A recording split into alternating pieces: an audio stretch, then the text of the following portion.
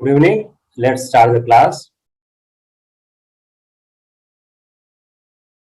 हम लोग emergence of Gandhi पे थे। गांधी का जो भारतीय राजनीति में पदार्पण हुआ, गांधी के साथ जब हम समझने की कोशिश करते हैं तो we need to understand the Gandhi in the South Africa also. Generally while preparing the Gandhi we miss the Gandhi in South Africa, because Gandhi in South Africa एक ऐसा इंटरेस्टिंग पार्ट है, उसको बगैर तैयार किए आप गांधी के सवालों को हल नहीं कर सकते।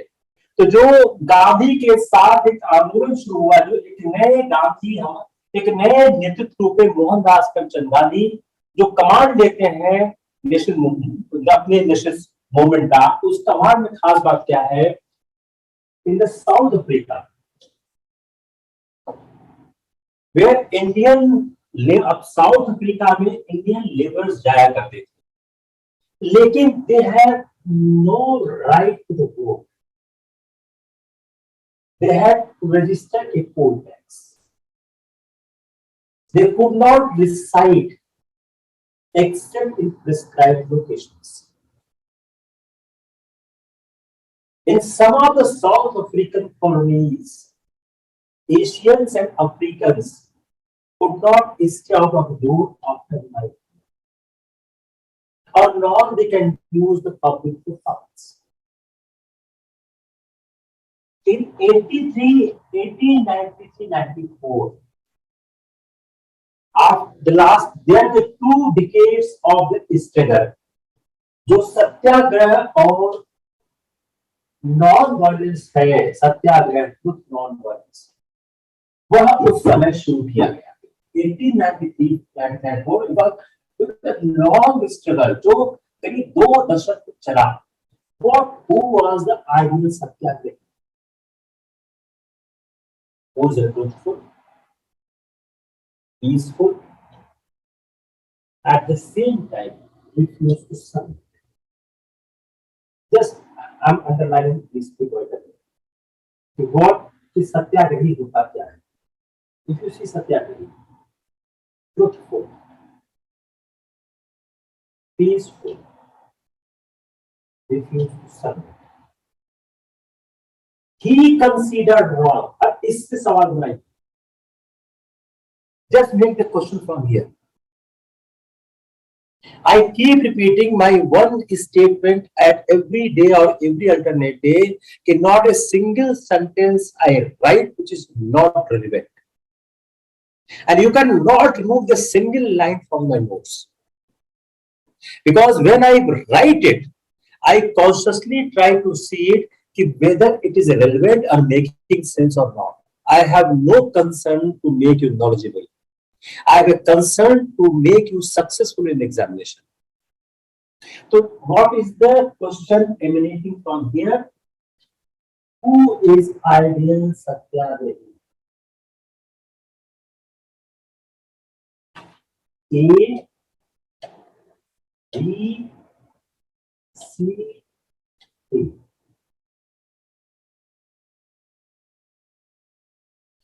Accept sufferings, E.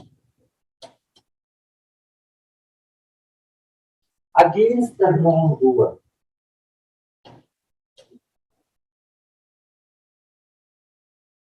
Now try to make this few words which are highlighted, how you can use these words either for prelims or for the mains. Now let me interpret it again. Who is the ideal Satyagrahi? A, the person who is truthful. B, the person who is perfectly peaceful. C, the person who refused to submit. अब इसको मैं थोड़ा change करता हूँ, what he considered wrong, इसको change करता हूँ. Person who refused to commit as per his own conviction. Now you change this word, he considered wrong, इसको अब चेंज करो, as per his own conviction. Yet he ready to accept sufferings against wrongdoer. अब इसी से suffering और wrongdoer से यहाँ सवाल, ये क्वेश्चन फॉर्म है. He will he will accept pain for himself. जो सत्याग्रही होगा, आप लोग मेरे YouTube पे जाइए, गांधी पर एक बहुत बड़ा लेक्चर होगा, 2-3 लेक्चर होगा, आप लोग सुनिए उसको। You try to correlate my lectures with YouTube. YouTube में बहुत ज्यादा लेक्चर्स पड़े हुए हैं। तो क्या करेगा वह, विलिंगनेस है, वह सफरिंग को स्वीकार करने को तैयार होगा in the course of struggle against the wrong. अब यह जो उसका स्ट्रगल है क्या है? Part of his love to the truth. यह संघर्ष क्या है? सत्य के साथ उसका प्रेम है। while resisting the evil, he would love the love evil doer. Just see this. पाप से घृणा करो, पापी से नहीं। जब वह रजिस्ट करेगा, उसका जो पूरा संघर्ष है वह सत्य पर आधारित है, सत्य से प्रेम पर आधारित है। But when he while resisting the evil, he would love the evil doers. Hatred would be alien to the nature of true सत्याग्रही। घृणा एक वास्तविक सत्याग्रह की प्रकृति के विपरीत है। The moment you find any difficulty, you stop me. जो hatred है वह उस सत्याग्रही के प्रकृति के खिलाफ है।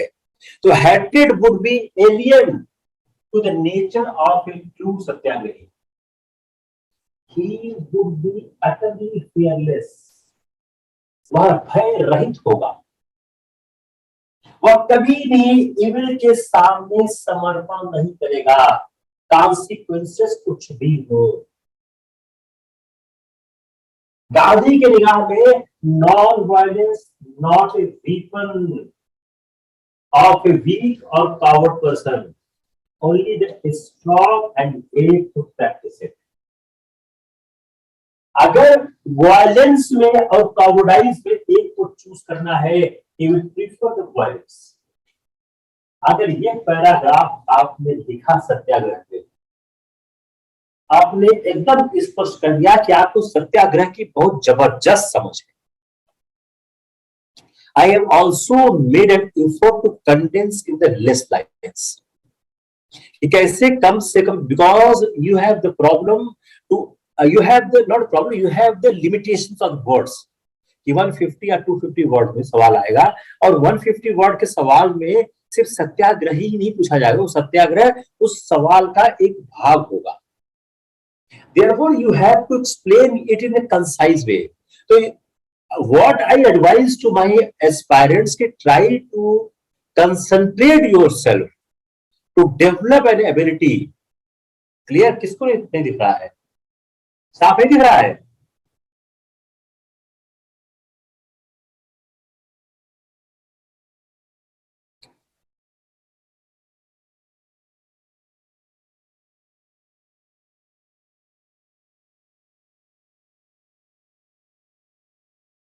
गांधी का जो ये फिलॉसफी थी, यह साउथ अफ्रीका में ही स्टैब्लिश हो चुकी थी। He returned India in 1991। तब वो 46 ईयर के थे। He was keen to serve his country और भारत आ गए। तो उन्होंने क्या किया? भारत में फर्स्ट डिसाइड किया to study Indian conditions before deciding the field of his work। अब गांधी के पास उस समय 3 लोग थे, मॉडरेट्स थे, होम रूल लीग वाले थे, और तीसरा मिलिटेंट्स थे। इन तीनों की फिलॉसफी से गांधी सहमत नहीं थे। मॉडरेट की जो पिटीशन की पॉलिसी थी उससे गांधी का कोई ताल्लुक नहीं था। होम रूल लीग मानता था कि अगर विदेशियों पर किसी तरह का कोई आपत्ति, कोई समस्या है, problem with foreigners, then it can be utilized। Gandhi is not believing in this। and militants का जो एग्रेसिव नेचर था, जो वायलेंस था, उससे गांधी सहमत नहीं थे। तो वह चाहते थे कि जो उनका आंदोलन हो ट्रुथ और नॉन वायलेंस पे हो। उन्होंने अहमदाबाद में साबरमती आश्रम स्थापित किया। अब जब हम गांधी के साउथ अफ्रीका को समझने की कोशिश करते हैं, तो तथ्यों के साथ Gandhi reach south Africa in 1893। South Africa क्यों गए थे? एक दादा अब्दुल्ला एक गुजराती मर्चेंट थे, उनका एक 1 ईयर का कॉन्ट्रैक्ट था उनकी लीगल प्रॉब्लम को सॉल्व करने के लिए। अब साउथ अफ्रीका में जो इंडियन इमिग्रेशन था 1890 में स्टार्ट हो गया था, जब व्हाइट सेटलर्स रिक्रूट कर रहे थे इंडियन लेबर्स को, मेनली फ्रॉम साउथ इंडिया, इसमें शुगर प्लांटेशन में वर्क करने के लिए। गांधी जो जर्नी की फॉर्म, ये सवाल फिल्म्स में आ चुका है, डरबन टू प्रिटोरिया, उसमें वह रेशियल डिस्क्रिमिनेशन हुआ जिसमें गांधी जी का सामान फेंक दिया गया था। इसमें गांधी जी के बाद इस पर गांधी आंदोलन शुरू किया था। ये सवाल फिल्म्स में ख्याल से 91-92 में आया था और शायद दोबारा फिर कभी आया होगा। अब गांधी ने क्या बोला, उन्होंने कई चीजों को as a matter of right मानना शुरू किया, जैसे first class train ticket, rooms in hotels, जो इंडियंस को पहले दिया ही नहीं जाता था और किसी के पास ये करेज नहीं था तो आस्क फॉर इट। परहैप्स वो इस डिस्क्रिमिनेशन को स्वीकार कर चुके थे और वो इस तरह की सिविलाइज और वेस्टर्नाइज हेरिटेज से संघर्ष कर सके। अब जो गांधी की पॉलिटिकल एक्टिविटीज है 1894 टू 1906, इसको हम क्लासिफाई कर सकते हैं moderate phase of the struggle. ये जो 1894 12 साल का जो फेज था, इस फेज में वो पिटीशन और मेमोरियल्स भेजते थे साउथ अफ्रीका की एडमिनिस्ट्रेशन में। इनका जो अटेम्प्ट क्या था, unite the different sections of Indians, और उनके डिमांड को एक वाइड पब्लिसिटी दी जाए। यह उन्होंने किया through the setting of the Natal Congress. Natal Indian Congress का उन्होंने गठन किया और एक पेपर स्टार्ट किया, इंडियन ओपिनियन। लेकिन बाय 1906 गांधी समझ गए कि जो मॉडरेट मेथड से सिर्फ कुछ नहीं होने वाला है, यह कोई रिजल्ट नहीं देगा।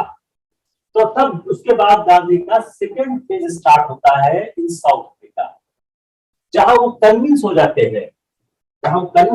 हैं कि इंडियंस को यूनाइट करना है और 1906 बाद वो कैरेक्टराइज करते हैं पैसिव रेजिस्टेंस और सिविल डिसोबीडियंस, जिसका नाम गांधी ने सत्याग्रह रखा। यह पहली बार कब यूज किया गया? When government enacted legislation compulsory for Indians to take out registration, which held their fingerprints. यह आवश्यक, it was essential, यह जो रजिस्ट्रेशन का पेपर है हर समय व्यक्ति अपने साथ रखेगा। इसके अगेंस्ट में गांधी ने 11 सितंबर 1906 में इंपीरियल थिएटर जोहानिसबर्ग में एक सभा की और इंडिया ने रिजॉल्व किया refuse to submit to this law, और किसी भी कॉन्सिक्वेंस को फेस करने को तैयार हो गए। गवर्नमेंट एलिमेंट थी और सो दे इंडिया। तो एक सवाल क्या हुआ, गांधी के सत्याग्रह का पहला प्रयोग किस लॉ के खिलाफ हुआ? गांधी ने किस शहर में मीटिंग की? गांधी ने उस शहर के किस थिएटर में मीटिंग की? अब गांधी जी का जो पैसिव रेजिस्टेंस एसोसिएशन था, उसने जो कैंपेन किया, जो लास्ट डेट रजिस्ट्रेशन का ओवर हो गया, तो गवर्नमेंट ने गांधी के खिलाफ प्रोसीडिंग स्टार्ट कर दी। अब पैसिव रेजिस्टेंस प्लीडेड गिल्टी, अपने अपराध को स्वीकार किया और उनको ऑर्डर दिया गया कि आप कंट्री छोड़ दो। जब उन्होंने रिफ्यूज कर दिया, उनको जेल भेजा गया। सेम चंपारण में गांधी ने किया था। सेम जो चंपारण का आंदोलन था, गांधी इससे भी किया था, जहां पे गांधी लॉकअप था किंग एडवर्ड्स होटल, जेल में लॉक किया गया, उसको कहा गया किंग एडवर्ड्स होटल। इनाम दिया गया, इन्हों गया आनंद कार्य दिया। अब एक टॉक इनिशिएट हुआ between government and the Gandhi, और प्रॉमिस किया गया कि जो ये रजिस्ट्रेशन था वो विड्रॉ हो जाएगा if Indians voluntarily agree to register. Gandhi ji accepted and he first to register it, but government ने ट्रिक प्ले किया कि order registration be ratified under the law.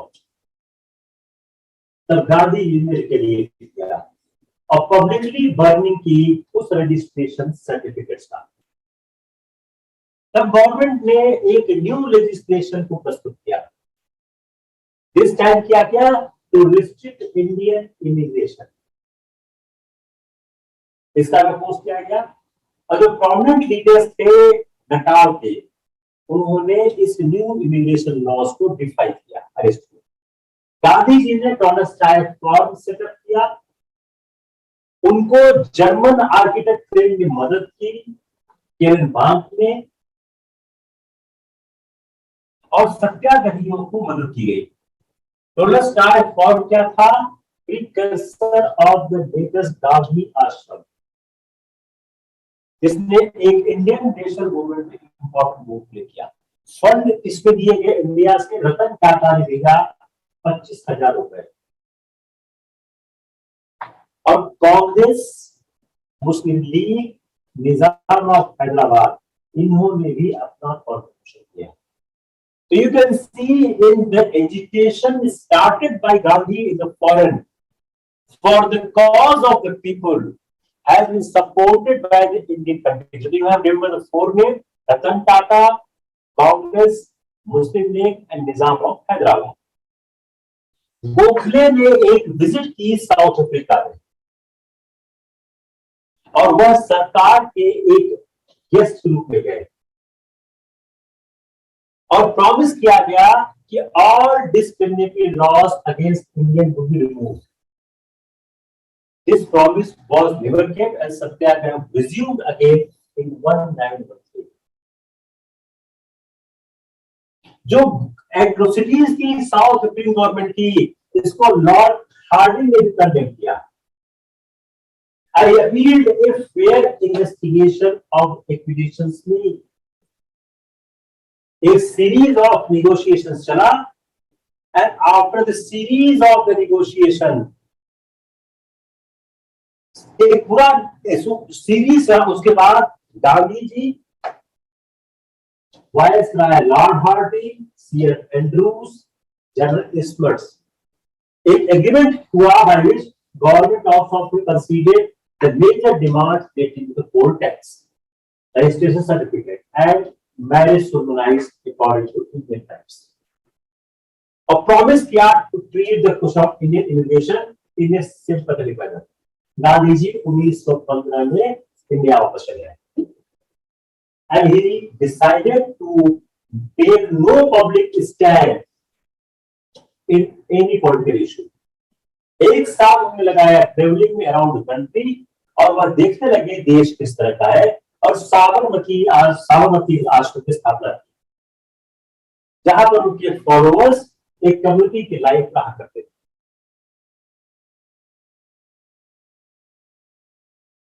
उन्होंने पॉलिटिकल अफेयर्स से अपने आप को उस दरमियान दूर रखा, इंक्लूडिंग होम रूल लीग, जो उस समय मूवमेंट ले रहा था। तो जो उनकी पॉलिटिकल अंडरस्टैंडिंग थी गांधी की, वो किसी पॉलिटिकल करंट से किसी तरह से भी एसिमुलेट नहीं हो रही थी। मॉडरेट से उनका कोई विश्वास नहीं था। In the first phase of the South Africa, he was not convinced with the moderate politics. Home rule के लोगों के उससे किया best time immediate for home rule when Britishers were in difficulty, because First World War, Gandhi is not having no opinion that the power which is living with them, if it is a difficulty, it is not our task to put them more difficult situation. वो deeply convince थे कि जो political struggle के ये सारे के सारे दिक्कत हैं, यह वायबल नहीं है। Only answer lies in the satyagraha. तो 1917 और 1918 वह इन्वॉल्व हो गए 3 स्ट्रगल्स में। चंपारण बिहार, अहमदाबाद, खेड़ा गुजरात। इन तीनों आंदोलन का कॉमन फीचर क्या था? They linked to specific local issues. They were for the economic demand of the masses. Champaran and Kheda involved peasants. Ahmedabad involved the industrial workers. Clear? किसको क्लियर नहीं हुआ?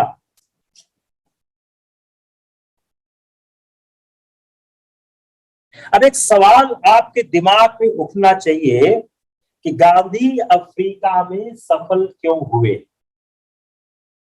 गांधी अफ्रीका में सफल क्यों हुए? यह सवाल आपके दिमाग में आना चाहिए कि भाई Gandhi was successful in South Africa.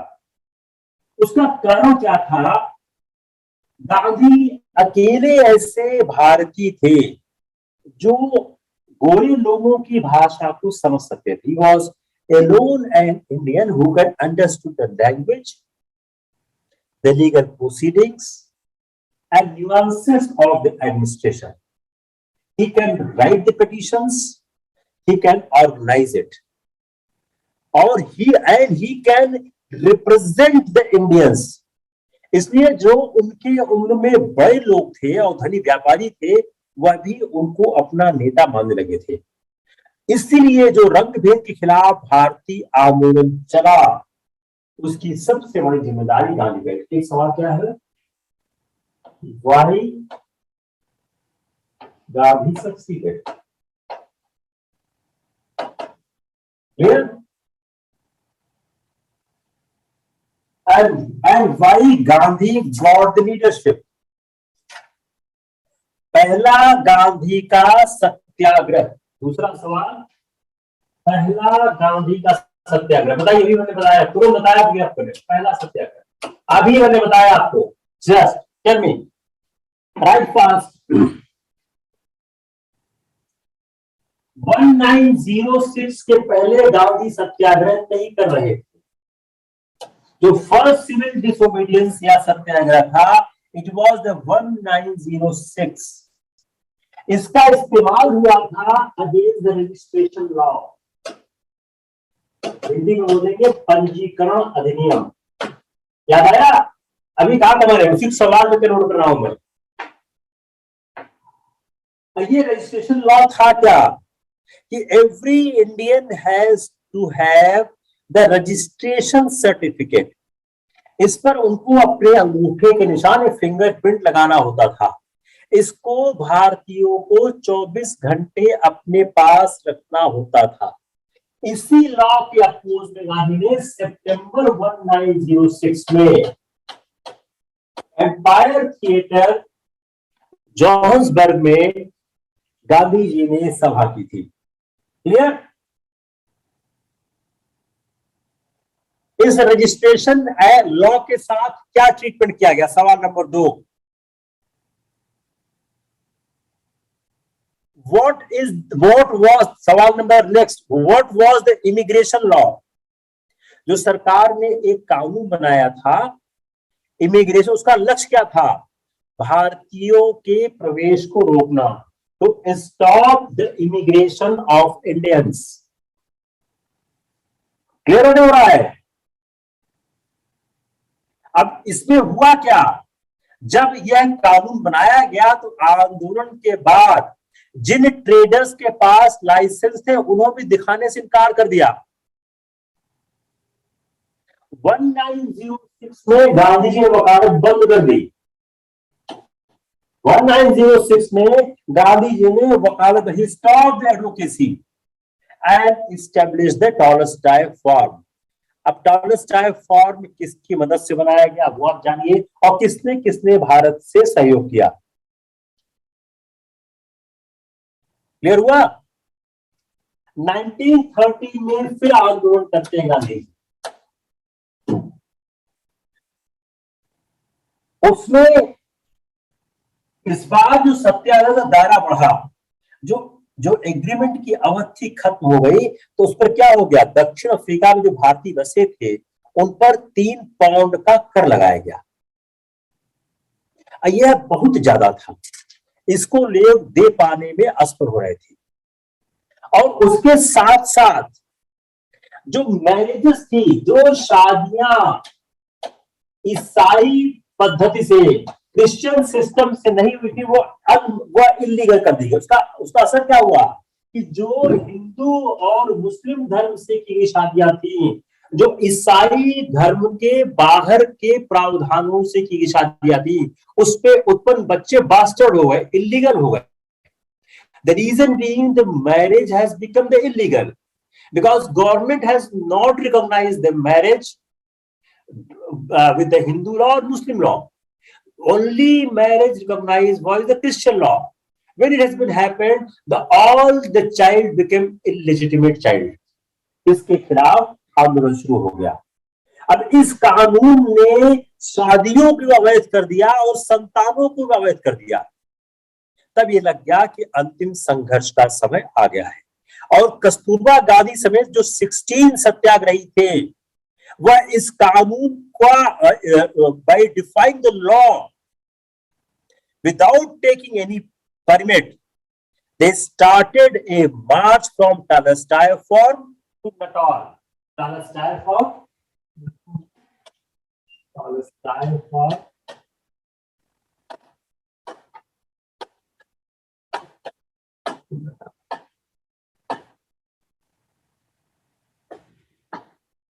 No problem?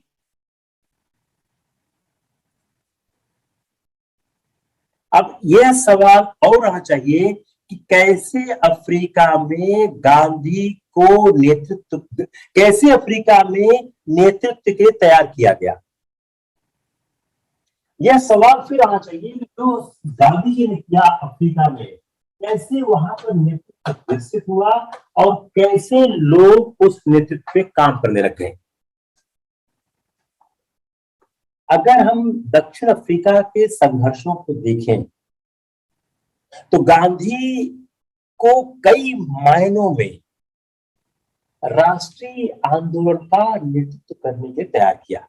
तो जो अफ्रीका का नेतृत्व था, उसमें गांधी ने जो अफ्रीका में किया, with the same time it made Gandhi ready for the Indian movement. यह गांधी को समझ में आया कि फॉर एनी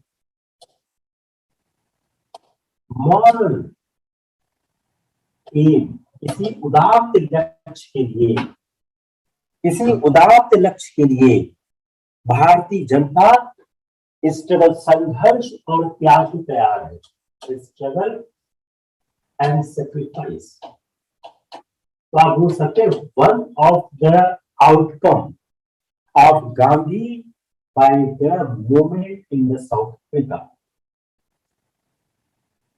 दूसरी बात, उन्होंने यह देखा कि इस आंदोलन में सारे वर्गों का समर्थन चाहिए। We need the support of all sections. Support of all sections. This has done by the Gandhi in South Africa. Same he tried to have in the India. तो दिक्कत है। दूसरा, नेक्स्ट पॉइंट, जब कोई आंदोलन चलेगा तो समर्थक भी होंगे, विरोधी भी होंगे, दोस्त भी होंगे, दुश्मन होंगे। When you have any movement, you have the friend and foe.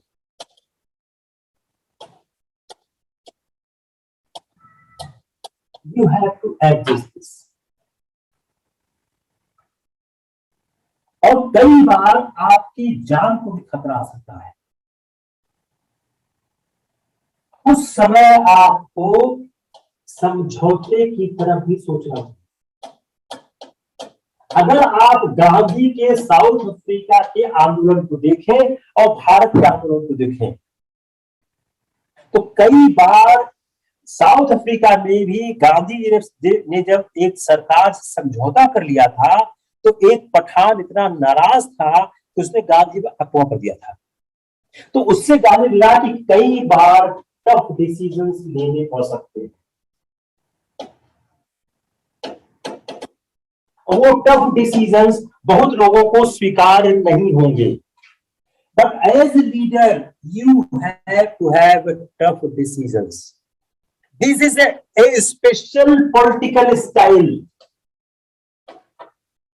A special political style developed by the Gandhi. This is a special political style which has been developed by the Gandhi. और जो south Africa में विकसित किया उन्होंने, उसी को उन्होंने भारत में अपनाया। Now compare the Gandhi's movement in South Africa and India.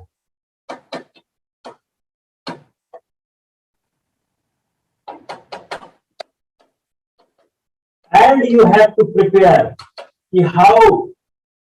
how Gandhi's movement has helped to prepare himself for the Indian movement.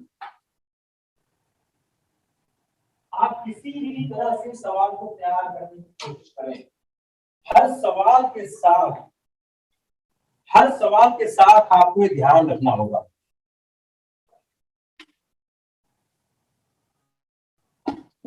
कोई दिक्कत किसी को? क्या है ना, लेक्चर स्लो हो जाता है।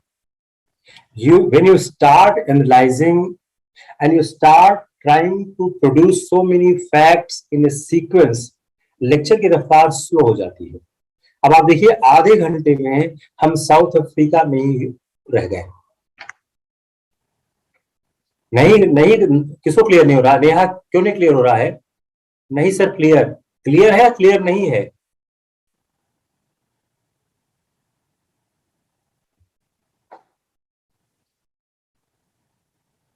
Now come on the Champaran सत्याग्रह।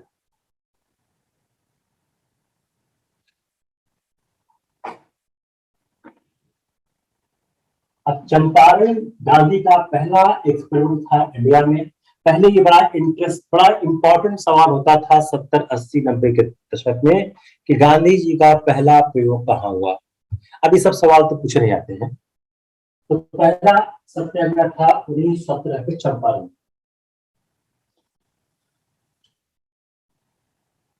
यहाँ क्या था? यह इंडिगो प्लांटेशन था सिटीजन का। यहाँ पर लोग बहुत ऑप्रेस्ड थे by European planters. Compare to grow indigo on at least 320 जो 3 कटिया होते थे, जमीन के 3/20 भाग पर आपको ये होना होगा, और उसी प्राइस पे सेल होगा जिस प्राइस पे प्लांटर फिक्स करेंगे। यही कंडीशन पहले बंगाल में थी, लेकिन जो 1859 का मेजर अपराइजिंग हुआ, उन्होंने अपना फ्रीडम प्राप्त कर लिया प्लांटर्स से। लेकिन यहाँ नहीं होता। राजकुमार शुक्ला ने गांधी जी को इनवाइट किया।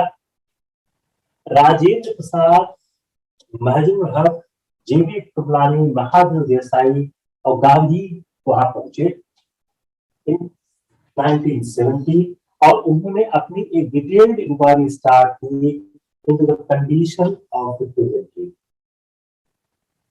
इसने फोर्स किया गवर्नमेंट को to cancel its earlier order and appoint a committee of inquiry, जिसमें गांधी जी ने एक मेंबर को भाग दिया। अल्टीमेटली जो डिसेबिलिटीज थी प्रेजेंटली की वो रिड्यूस हुई, और गांधी ने फर्स्ट बैटल सिविल डिसोबीडियंस का जीता।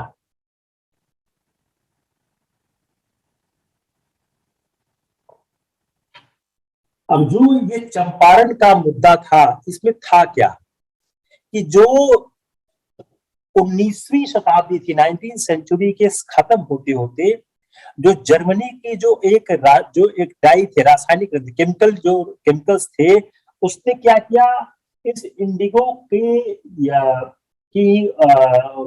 उपयोगिता को खत्म कर दिया। तो जब केमिकल डाई आ गई, तो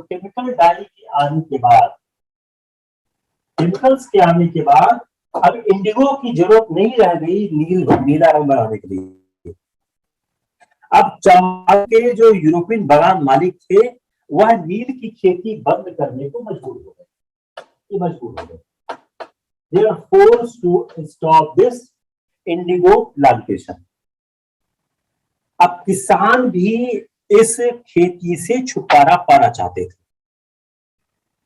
अब इसका फायदा यूरोपियंस उठाना चाह रहे थे। कैसे? कि एक एग्रीमेंट था, अनुबंध पत्र हुई होते, there was an agreement between peasants and the European planters. अब इस एग्रीमेंट के तहत जो 3/20 एरिया था उस पर आपको इंडिगो की खेती करनी होगी। अब इस एग्रीमेंट से उनको रिलीफ देने के लिए वो लोग टैक्स मांग रहे थे, पैसा मांग रहे थे, क्या हमको उस पर टैक्स दो, पैसा दो, हमको उस पर पैसा दो।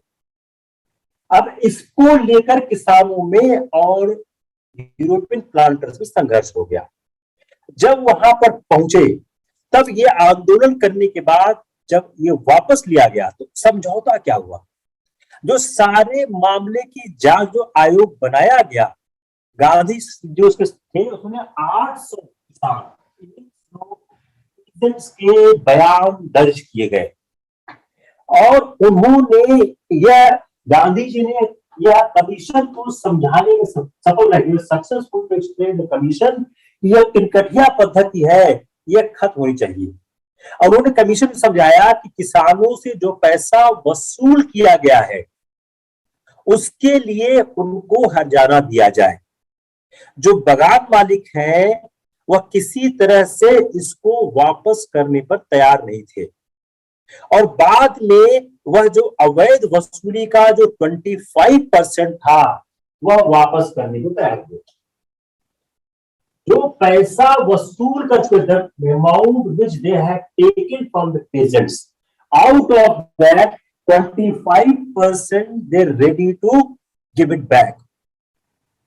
अब गांधी जी इस पर तैयार हुए। अब गांधी जी का क्रिटिसिज्म क्या होता है कि इन्होंने इतनी छोटी रकम पे क्यों तैयार हुए, लेकिन गांधी जी का कहा कि यह 25% पैसा है या उन्होंने जो वसूल किया वो वापस कर रहे हैं, it's not a less achievement. तो गांधी जी के क्रिटिसिज्म भी होता है कि why he was ready for 25%। Gandhi ji was a realistic leader, बोला कि इससे ज्यादा नहीं हो सकता और यह भी कम नहीं है। उसके बाद एक दशक के भीतर जो सारे यूरोप प्लांटर्स थे उन्होंने चंपारण छोड़ दिया। Any question in the Champaran which bothering you? Because now ये सवाल नहीं आएगा कि चंपारण में क्या किया गया, अब सवाल कुछ और आएगा। तो seeing that question I try to understand. Kheda इन गुजरात,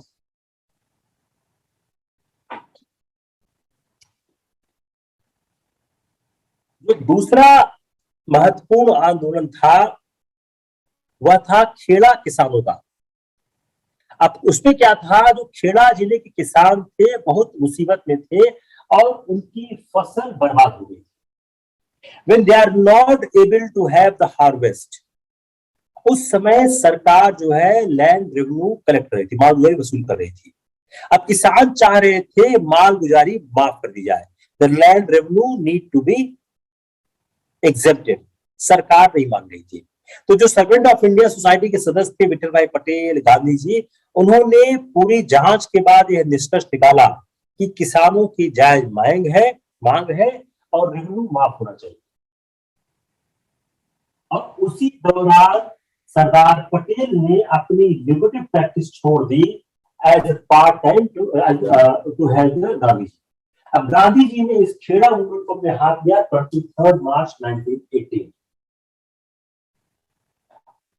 और इस आंदोलन के बाद किसानों को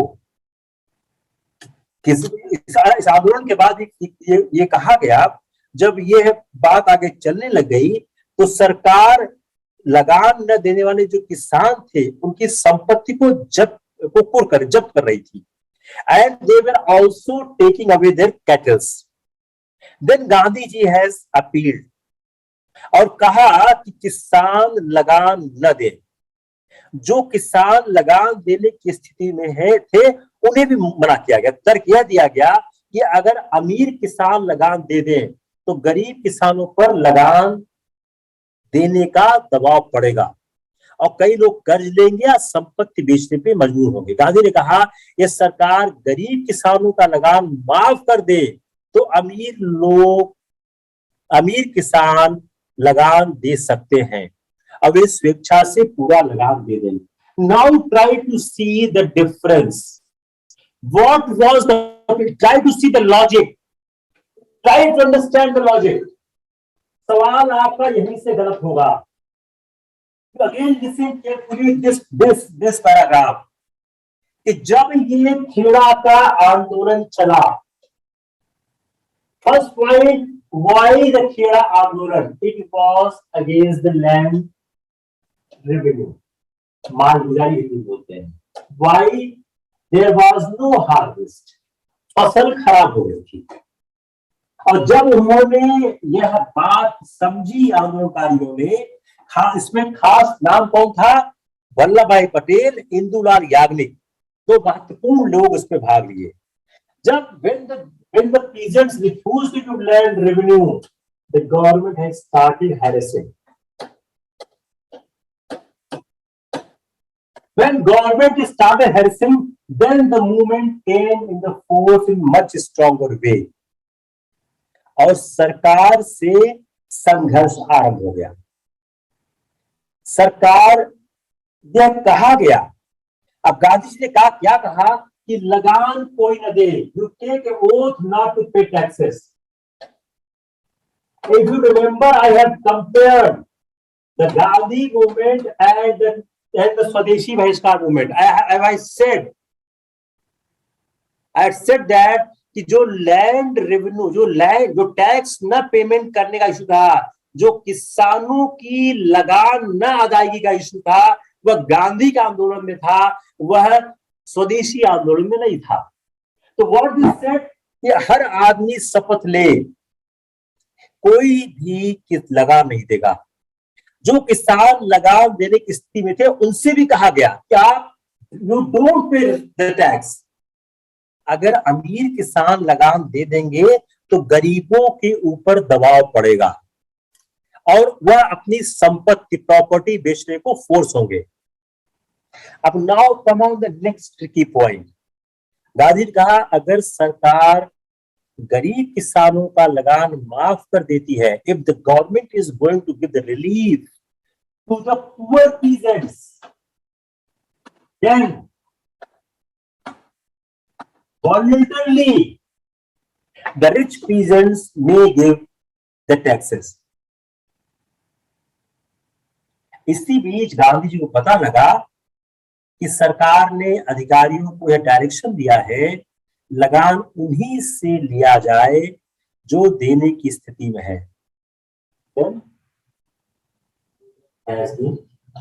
Stop.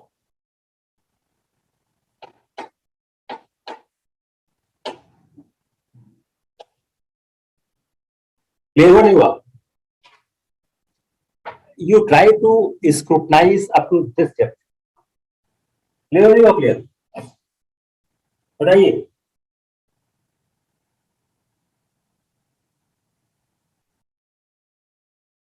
बताइए।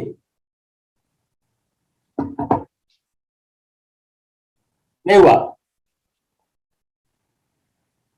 चलिए, now come the next. What is next?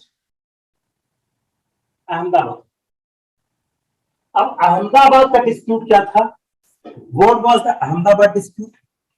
Ahmedabad के डिस्प्यूट का खास बात यह थी कि यह जो खेड़ा और चंपारण था वह था किसानों का मुद्दा। यह किसका था? वर्कर्स एंड एम्प्लॉइज का। Question of the play, question of plate bonus. अब let's devote a few minutes time on this aspect. जो मामला पूरा था क्या कि जो अहमदाबाद में जो प्लेग का एक प्रकोप है, there was a plague. and due to play certain bonus was given, certain bonus given. Due to plague certain bonus given.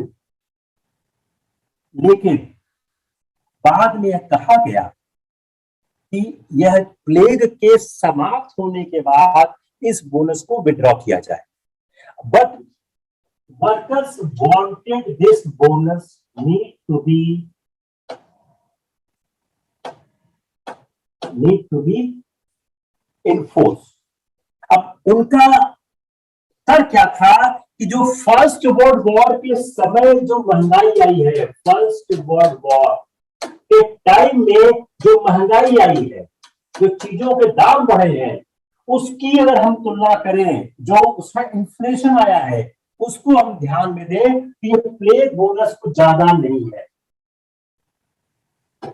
ये प्लेग बोनस ज्यादा नहीं है, इसलिए प्लेग बोनस मिलना चाहिए। सरकार ने 20% बोनस की घोषणा की। सरकार ने बोला हम 20% देंगे, और जो 20% बोनस नहीं मानेगा उसके खिलाफ कार्रवाई करेंगे। अब इससे क्या हुआ कि गांधी जी को उनके व्यवहार से बहुत नाराजगी हो गई और मजदूरों से कहा आप हड़ताल पे जाओ, और गांधी ने घोषणा की कि मजदूरों को 35% प्लेग बोनस मिलना चाहिए। 20% हो दे रहे हैं, आप उनको 35% प्लेग बोनस दो। इस आंदोलन में अंबालाल साराभाई की जो बहन अनसुईयाबेन गांधी के साथ थी, लेकिन कुछ दिन बाद क्या हुआ कि जो आंदोलन है वह घटने लगा, लोग निराश होने लगे। इस घटते हुए आंदोलन को देखकर गांधी जी ने खुद अनशन पर बैठने का फैसला किया, और गांधी के अनशन से जो मिल मालिक थे डर गए और सारे मामले को ट्रिब्यूनल को सौंप दिया गया। The matter has been referred to the tribunal, और ट्रिब्यूनल ने 35% बोनस देने का फैसला सुनाया कि 35% बोनस दिया जाना चाहिए। The आंदोलन has been successful. दो डेट इंपॉर्टेंट है। एक तो 15 मार्च 1918 को अहमदाबाद में गांधी जी भूख हड़ताल बैठे, और गांधी जी की अभियान में पहली हंगर स्ट्राइक की, पहला हंगर था।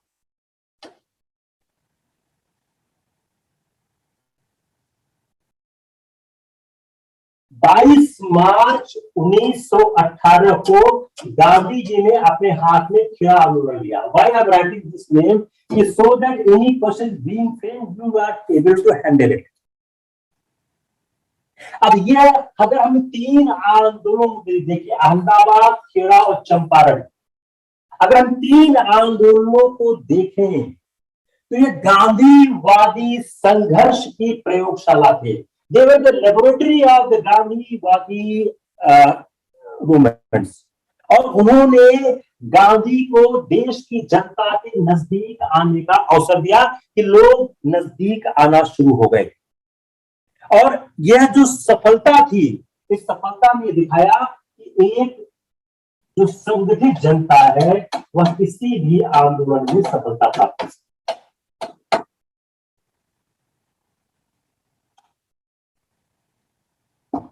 I think it's enough for the day. हम लोग थोड़ा धीरे धीरे ही चलते हैं, बहुत फास्ट